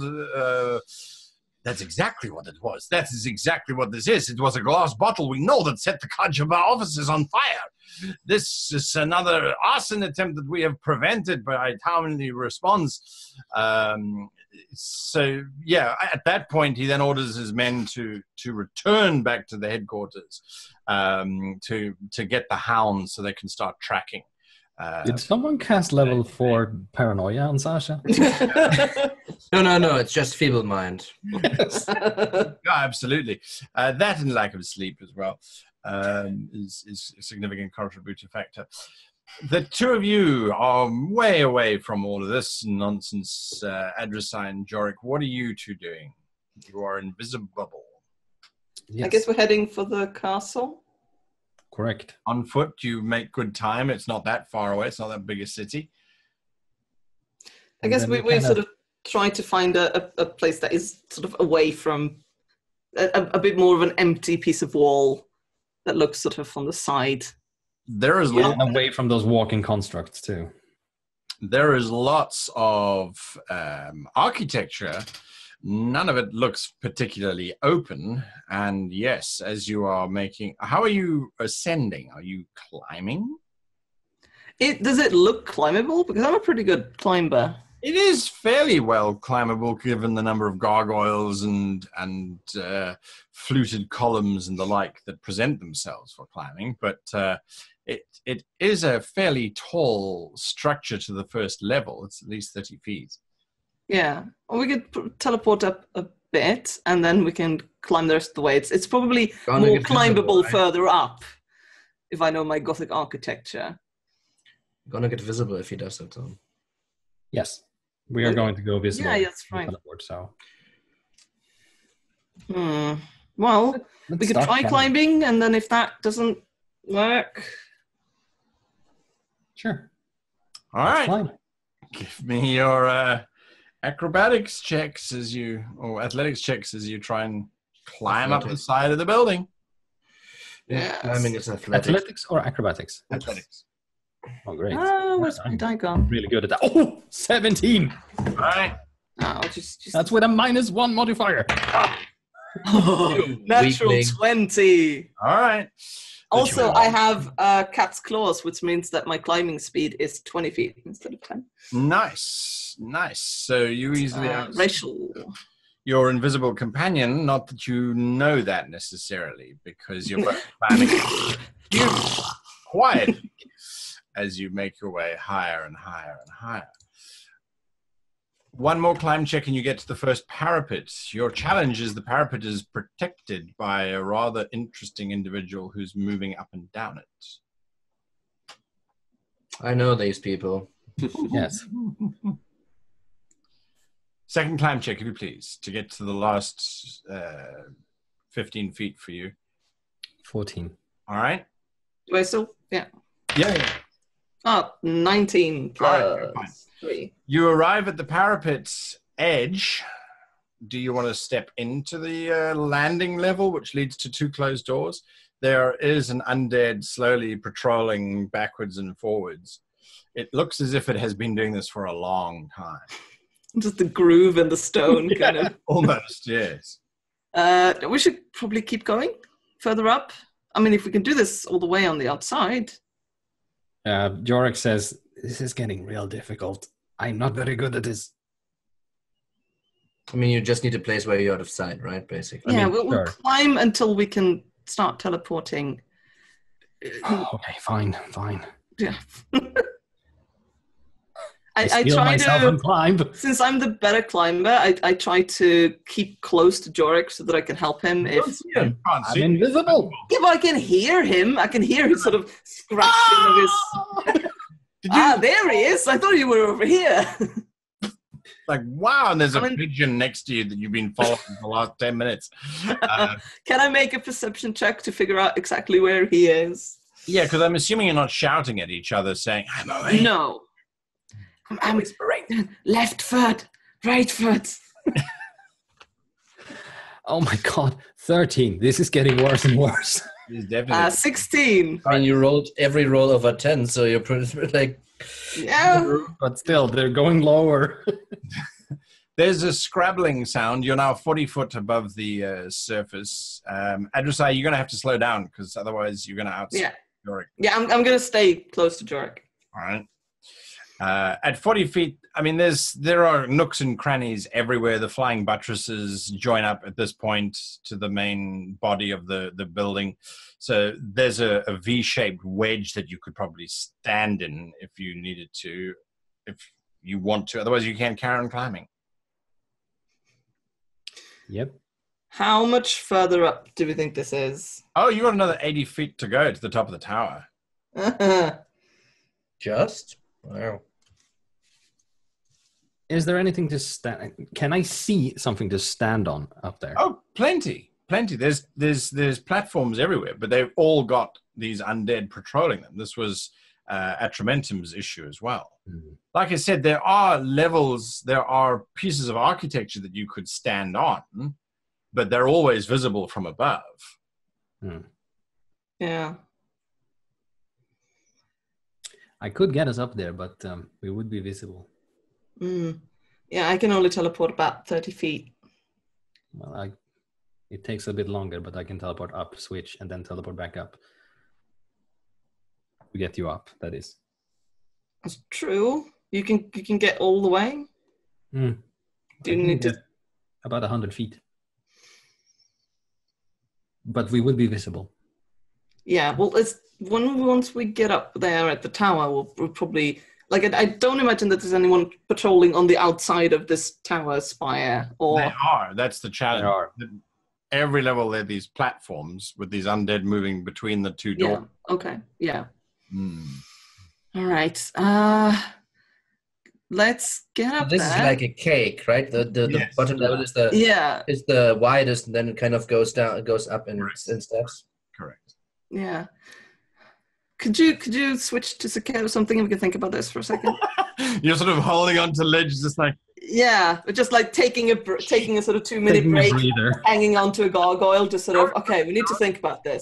okay, let's think about this. You make out with a gargoyle. All right. Yes. Sekhet, you are swept up the stairs by the steward into a much larger room. You've been here before. It's one of the more sort of entertaining rooms. You can see standing in definitely it's a huddle. These two elderly-looking women. As the two of you arrive, the women walk up to you and nod at both of you. Then Miran is taken to one side. It's obvious she's drunk. The one woman kind of gives you a look of, what are you doing with our Miran type of thing? Then you are left with one woman. She looks at you. You understand that you are in a bit of a situation, yes? Well, yes, I mean, I think so. But Miran just, what situation? It looks as if the Sejet Empire has declared war on Drakenmoore. There was an attack on the... I don't know. I haven't been in Sejet for a very, very, very long time now. I mean, yes, it's awkward because I am Sejet, and that's an embarrassing situation, but there is little I can do about that. However, I should let you know that Miran got a little hysterical over the swatches in the tailor's store, and I had to calm her with alcoholic. Now she's a little tipsy. Yes. The That swatches were lovely. is another problem altogether. We don't need to worry about that. Maybe just give her some coffee. She presses into your hand this very small glass vial, and she says, just in case Luca can't control Duke Ulkov. Swallow this, it'll be over. Okay, you're giving me poison to kill myself. This is all getting a little worrying. The Duke is not a rational man. You must understand this. Well, I can see that. But I can assure you that I had very little to do with the Sejet plans. Like I said, I haven't been in Sejet for a very long time. My dear, it is not me who you need to assure. It is the Duke. And on behalf of the castle staff, you have been a delight. You have got us to cook things we haven't made in a very long time. I'm glad you've enjoyed my company. But yes, the Duke. I think I need something alcoholic too. Okay. Right. I see. Perhaps I could accompany Miran for a little longer to show my allegiance to the Duke. Well, we're keeping you both here for now. That's the orders we were given, so. Sounds like a great idea. You can bring me a glass of champagne and some macaroons in the meantime. You make very good macaroons.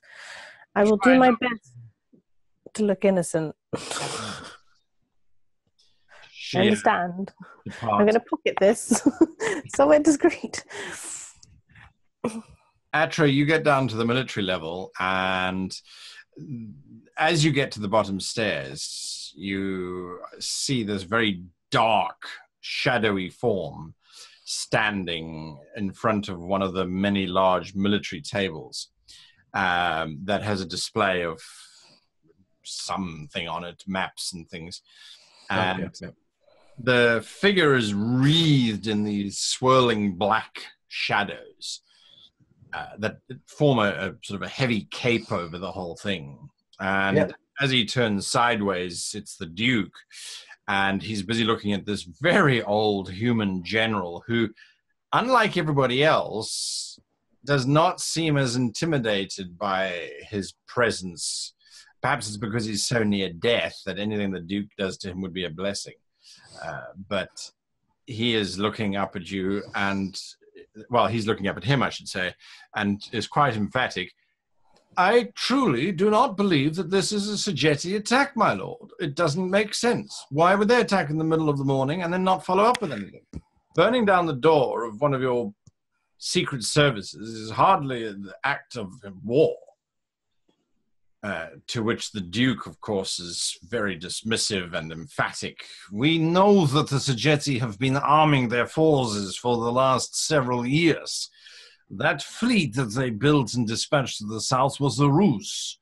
We have information from our allies that they are ready to attack us. This is why we have been spending all of our money in the first place. Where are the Sejet insurgents? This is what I want to know. And where is my son's bride? It is convenient she arrives just before the attacks begin. Bring her to me. I don't really care about that. I really want to find his children. So that's what I will go on about. Okay. Trying to find any whiff of them. Got you. That's easy enough. Luca is coming up the stairs to go and join his father at the military table. And there's no sign down here of the two women, the two females. Okay. So I will then shadow Luca and try to get him alone, basically. I want to speak to him. All right. At the moment, as he gets to the top of the stairs, he sort of moves quite quickly over to his father. Yeah. Yeah. All right. So they're going to be chatting for a while. When he goes to the toilet or whatever. I know that's kind of the situation that right? I mean, sure. Doesn't need to be the toilet, but you get my point. I want him to do. Con? Yeah. I make my way round and about. I'm kind of how long does the invisibility last? An hour. 1 hour. How long have I been at this then? Probably now about 35 minutes. And Sasha and his lot have cleared off. They've gone back in the base. direction of the smoke. Yeah. I follow. Sure.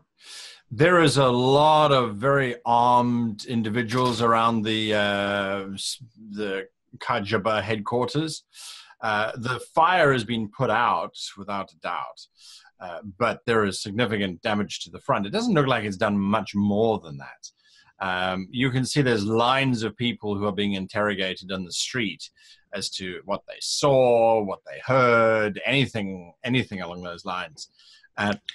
Sweeping up the steps is Sasha himself, and he's met by a very ghoulish-looking woman. She has these deep, sunken eyes and this very raspy voice. And the interchange between the two of them is, without a doubt, he has been given authority to act because he is the one who has uncovered the Sejet plot. And the moment he reports that Jorek, not Jorek, the trader and his Cathar companion was seen in the fabric shop and then they vanished, this conspiracy is deeper than they thought. What you hear, the next thing you hear is Sasha looks at this woman and he says, "And I want permission to go to the Duke and arrest his bride. She is the Sejedi linchpin around this whole thing. She arrived, and not a week later, the attacks happened." The ghoulish woman looks at him and she says, "Are you out of your mind, Sasha? There is no way I will sign a document allowing you to go anywhere near the Duke or any of his brides whatsoever. We operate at the Duke's pleasure, not the other way around." To which Sasha says, "Well, either I do my duty to my country or I am bound by the Duke's law. You tell me which one I must follow because I am so close to destroying this threat to our people. I need just 5 minutes with that Sejeti witch. I bet you she has she has bewitched the Duke. She is a witch. She has taken over his mind. That is why she wanders freely amongst his people. She must have done this. We have a duty to save our Duke from this force of evil." "You have any evidence at all, Sasha?" says the woman. And he looks around desperately, and as he does so, this young operative comes rushing up and hands him this little note, which he opens, and as difficult as it is for you to imagine him going paler, when he reads the note, all the color drains from his face. Oh, no. And he hands the note over to this woman and he says, "They have assassinated Lubov with his own weapon. This is more... We know he was investigating the whole thing." That's going to be awkward for him in a second. Very pleased with myself. I wander off in search of the town's grain stores. Wow. All right, that's what you're doing. Crap. It's going really on these asses. Terrorist mode. Full on terrorist panic. So yeah, you're going off to go and look for the granary stores and the like. Everyone who's moving around is moving around with extreme prejudice. They're rushing and scuttling. Most of them are just going home and locking their doors. There's bad juju going down. They don't want to be anywhere near it for any of this whatsoever. Back to the two cliffhangers. Yes. Literally. Yes. No, we've discussed a little bit in hushed tones hanging from the gargoyle. Right. Right. I think we're going to drop the invisibility. I'm going to cast fly on the two of us, and then we're going to try, by using the mist as some form of cover, try to sort of fly out and then back in up at the tower that we're looking for. Basically time it so that we leave into the mist as the skeleton is walking away. Yeah. And then come back out of the mist as that skeleton is walking away. Yeah. Fly lasts for 10 minutes. We have a bit of time to sort of wait for proper timing. And Gotcha. All right. There's a moment. And how are you casting fly? Who's casting fly? I'm casting fly. I'm casting it as 4th level to let me target Jorek as well. All right, so holding hands, the two of you reverse swan dive back into the fog, dropping away from the building, and then fly back around. Superman style. Okay, where are you heading to? Up. We are heading towards the room with the sphere. Yes, Now, the tower that Atra sort of described that it was in. Sure. Yeah, I don't remember. Was that just one room, or was there a corridor outside? It was the top level of the entire thing, and there was basically a way leading up to it, like on the outside. There was a corridor outside the central chamber, so there was a central chamber, and then stairs up the sides of it, which is the old man came up and he listened. So we're going to try and get into those stairs. Sure. Well, the challenge is they're behind very large, very impressive stained glass windows. Oh, well, that's a problem. That's a bridge we'll cross when we get there. Yes, that's a bridge we'll burn when we get there. You're not invisible now. That's interesting thing. Okay. Yes. So we're going to do our best to sort of keep stealthy in the fog and avoid the skeletons, but... Fly stealthy? Yes. Just fly casual. Make yourself as small as possible and try and fly. I don't know how you... It's basically like a bird. As much as we can. Bird. Kaka. Cathar don't fly. It must be a bird. Oh dear, oh dear, oh dear. All right, as you are rounding the tower, these large stained glass panels, the one panel opens. Oh no. Whoops. We sort of press ourselves against the wall.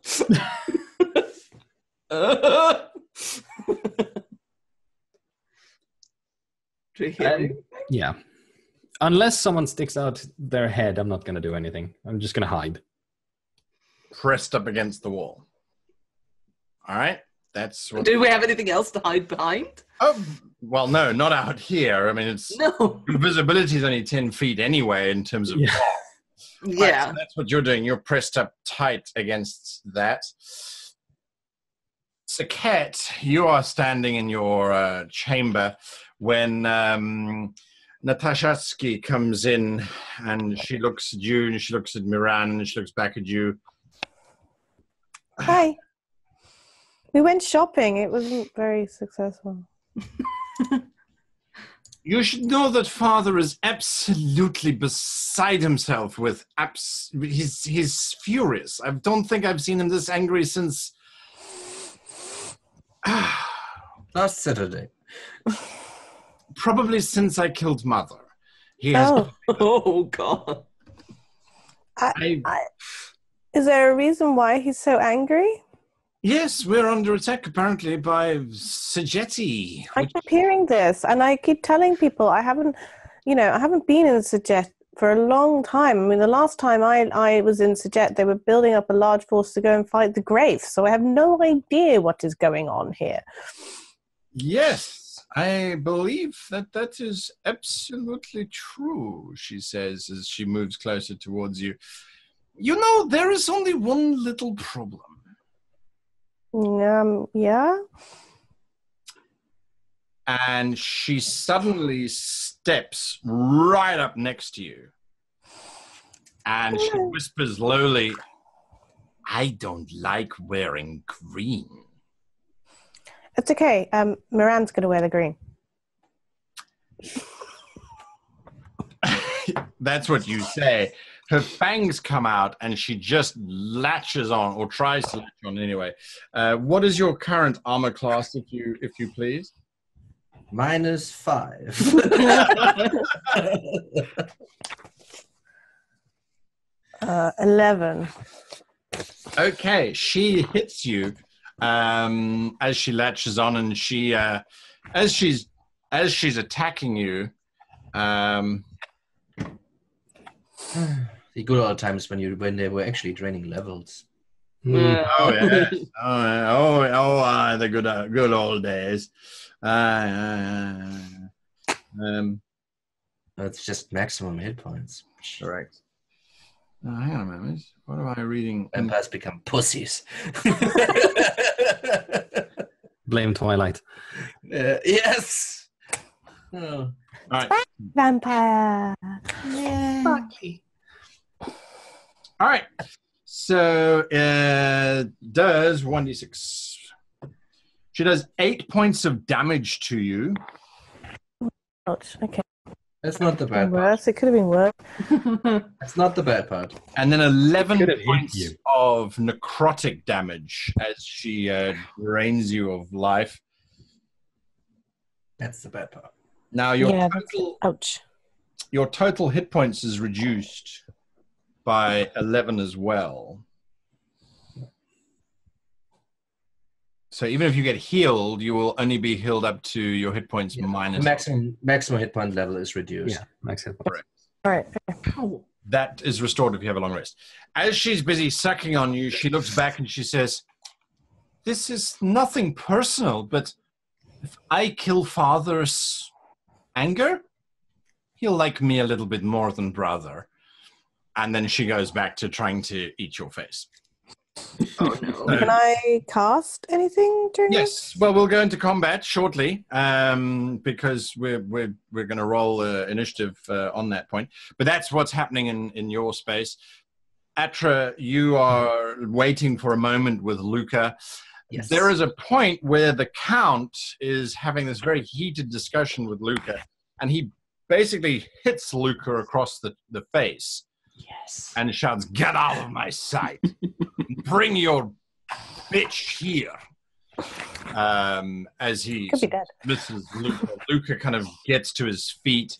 There's a moment of hesitation, and the Count takes half a step forward. Luca backs up and starts running up the stairs. So I assume you're following along behind him. Yes. Yes. Yes. Yes. Yes. Sort of running up the stairs. Yes. All right. That's what you want to yeah. Come here. I want you. Come yes. here, my love. That is, you are rushing up behind Luca. So what I want is obviously get to him before he gets to... Sure. He's moving like a wounded puppy, basically. Aww. That's so good. That's so good for my plan. All right. So whenever I have the chance to get him out of ear and eye shot from anybody else, that's really important to me. Sure. There's a side room that you can try and pull him into, but Yes. this main corridor have got people moving up and down all the time. I will try to. All right. Sure. You pull him sideways as invisible. He Yes. doesn't resist. He sort of stumbles sideways. What the hell? I close the door and become visible. Yeah. Immediately his fangs come out and he kind of glares at you. He doesn't even have the courage to face me himself. I am not. At you. I grab into my my clothing and I say, if I would have come for you, you would not have come me seeing. Well, you didn't, did you? And I pull out the silver stake and put it on the table next to me. And I say, this has not your name on it. This is an opportunity for you. His fangs pop back and he says, "I'm listening." And we'll be back next week when Adventure because that's how So we many roll. cliffhangers. That's how we roll. And thank you for watching. If you don't stay for the review thereafter, we have enjoyed your company, and we will see you again next week. Okay, there we go. Dice of Destiny says that the person who's going to talk first is Simon. We're about to get there, right? Gosh darn it. I thought we had like another half hour left. I was looking at the time going, really? We've made the time? That's... Yeah. It's well. 5 inches, right? A lot of Nice. well, I like the setting up sessions, but I like this even more when everything comes together. Last time this really happened, sadly, the viewers couldn't see it, but I guess this time we're a little bit better prepared, and I'm really looking forward to it, because if this works, it's going to be awesome, and if it doesn't work, it's going to be awesome. So Yeah. Yeah, this is going to be awesome regardless. So as for Atra, I mean, I think at this point his plan is quite clear. He's going to try to get information, get help, get whatever he can from this, as you said, wound puppy, Yeah. and try to play it up for his own benefits, as this is his usual MO at this point, I would say. Right. Still somewhat worried about Sekhet as a player, not as a character. Has his own problems to deal with. If I can help her at some point or so, I will, because she is a potential ally, and just from that kind of point, it makes sense. And I don't really want to face the Duke alone. That could suck very quickly. It already sucks. What are you talking about? Well, you suck, or she sucks, I guess. It's a lot of sucking going Everything on. sucks. But I mean, we have. I mean, it's gonna be really interesting to play this out, because we're literally one-person group, two-person groups. So we are absolutely split. That's usually a very bad idea, obviously. So we kind of need to find out what we can get out of the different positions, try to help each other in a believable way, still, obviously. So as I said, like, the character isn't really worried about Sekhet, but he sees still like a beneficial an ally in her, if that comes to pass. So in that case, maybe we'll go in there guns blazing trying to save her. Who knows? But I think that kind of highlights one thing that is really important for me as players, even if you play a somewhat objectionable character like I kind of do right now. You kind of need to find reasons to help the other players nonetheless, and don't play against them. Even if I say, like, if you get yourself like captured to con, I don't think my character would necessarily just literally not help him if that happens. I would try to find like a way where, well, it makes sense for him to help him because, right? And I think that's super important, because if you play like a character that is evil or has evil tendencies, that it's still compatible with the group. Right. That's kind of, I guess, my rant on evil characters and or how they should or ought to be played. No, absolutely. It's the whole, you're evil against everyone except the group. Yes, correct. Sort of. We are the only people in this country who are on your side. So I mean, You very much are. So yes, Jorek, you are flying in a tower, and the window is opening, and there's an opportunity, or I don't know what. You're hiding in the fog. Yeah. Wow. This did not play out as I expected it to. I expected to be able to hold on to my arguably rather bad disguise, but not give them an open reason to arrest me or anything, just suspicion. So this being turned on its end just meant that, okay, I can't hide anymore. Let's go. This is the best opportunity. So we'll see where we get. Our plan was to try and get into that orb tower undetected. Our plan was actually to just fly up there, look in through the window, and teleport through, because we both can teleport, Yeah. Right. We just need to see it. So a window isn't a problem. yeah. We'll see where it goes. Indeed. Now there's someone in there. Who? Apparently to hell. Or just really stuffy. I can't There's an breathe. asthmatic in there. Yeah, well, that would be a good sign, wouldn't it? Because then it would be that it's not a vampire. That's true. Adru'sai, less message sending this session and more. Yes, I did get a couple in, but Yes, you did, yes. The quota. I just have to. I got one for next time as well.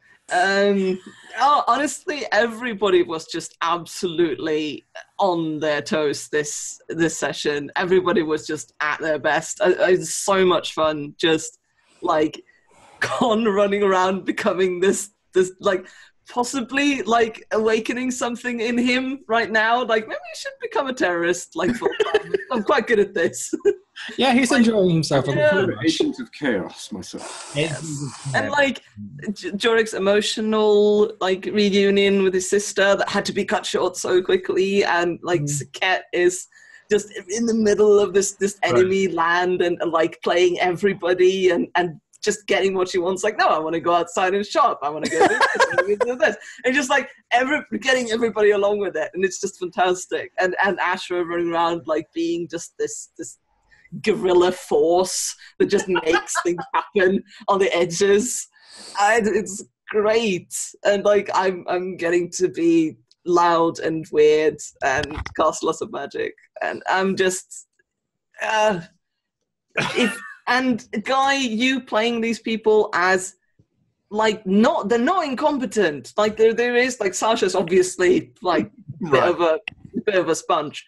But like the rest of them actually act really quickly when they start realizing something is happening, and they just don't have any idea who we are, and that's what's in our favor right now. They just know something is happening.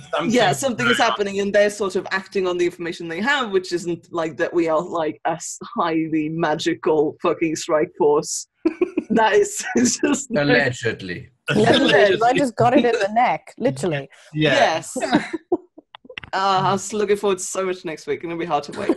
That'll be a good time. I gotta have a plan. Fire is the plan. Involves the plan.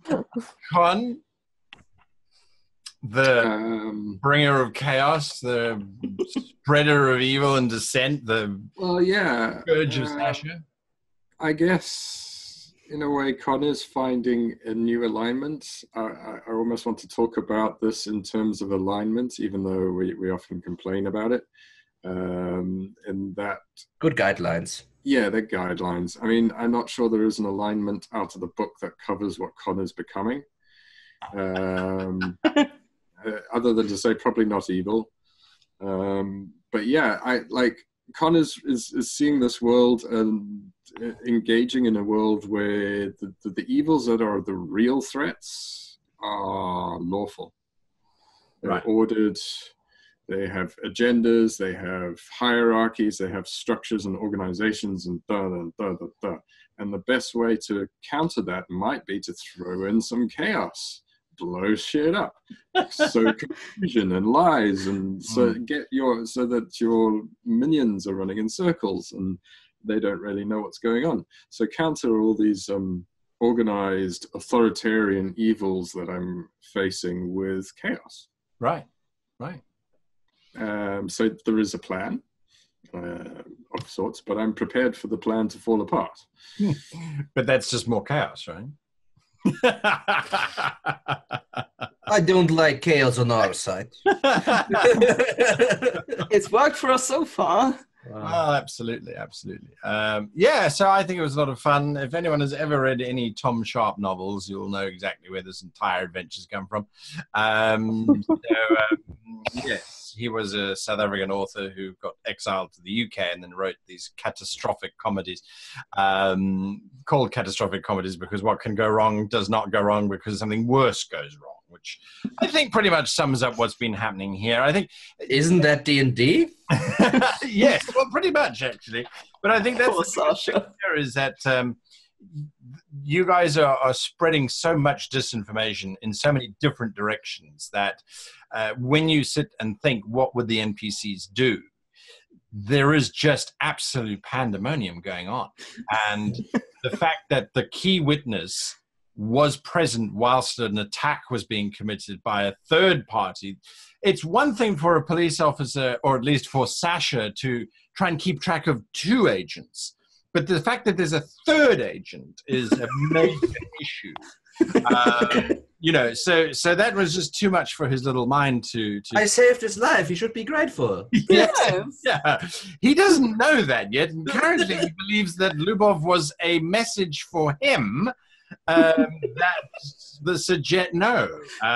So it's just wonderful to watch it play out. It really is.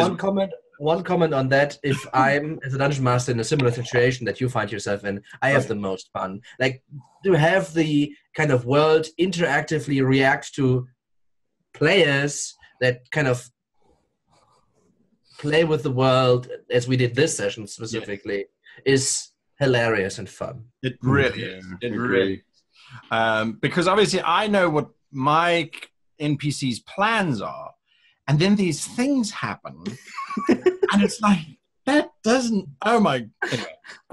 Fun. And I have There's 16 spanners in the work. right, Yes. absolutely. And a chicken. What the heck? What? Absolutely. So, Sekhet, to finish us off, your thoughts on this whole thing? You're in the most immediately precarious situation. I am. I'm like, oh shit, I've got how many hit points left? Anyway, luckily I do have a cunning plan. Please don't blow them up. No, do. Fine. Your sister's the next room over. It's fine. That shouldn't disrupt too much, as long as Check the rope. Yeah. This time I'll be checking the rope. Don't worry. No, it's fine. So yeah, it was kind of an interesting episode because she was kind of like pushing things along at the beginning, and then it's like, now I'm being blamed for everything. How did this happen? Just all collapsed in on you. Yeah, it's like, and now I have a vampire on my neck, which is kind of a good thing because She's attached. Yeah. she's attached. She's so that's certainly okay. in range. Yeah, she's in range, so that's okay. I have, I don't want to use all my spells at once because otherwise it means I can't use another spell to do something else. Be But sure to kill her before you die, though. That's like, Yeah. Don't say, I need to save this and then just die. Yeah, no, that's fine. I'll try not to die. Like I say, I've got a cunning plan, which I'm Good. sure I'll get around to sharing with you guys after the episode. I'll see you Next week. Yeah, and the viewers will have to wait next week. Yeah, they better subscribe and like and do all that stuff with the bell so they the don't buttons miss and it. stuff. Yes, let you Yeah. You got it. know as soon as we know. Yeah. All right. So they And don't miss remember, that one. we know. We know. We know. We know everything. Until next week, then. Goodbye from us all.